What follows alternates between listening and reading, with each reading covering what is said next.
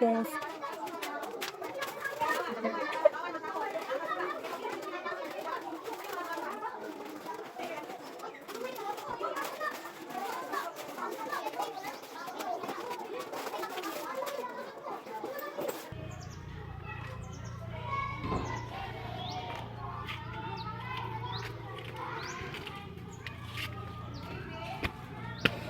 Inaantay namin mag-recess ang mga estudyante.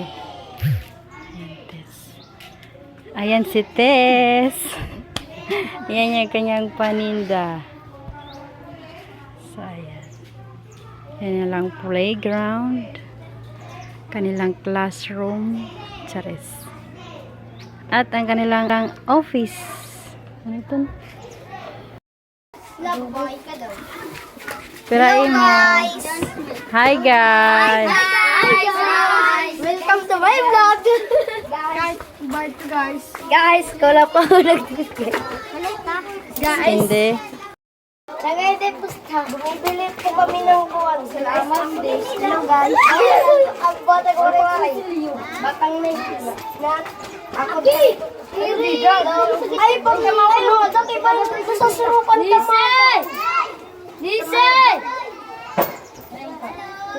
Utang ka na liwat. Wala ko ng mango. Mango. Dito kayo na tristoy.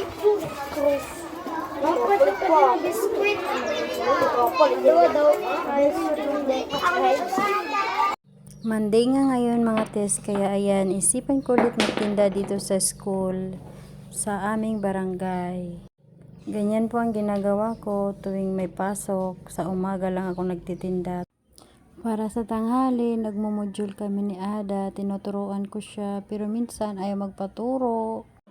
Malalaki ang mga baon ng mga bata, may 50, 20, sana all. Samantalang kami dati, piso, dos. Pero yung iba walang baon, nangungutang na lang. Ate Eda pa utang, sige, bayad din bukas ha. Naisipan ko nga magtinda dito mga Tess tuwing alas 9. Kailangan nandito na ako kasi nagre-recess sila 9:10 o kaya 9:15 ng umaga.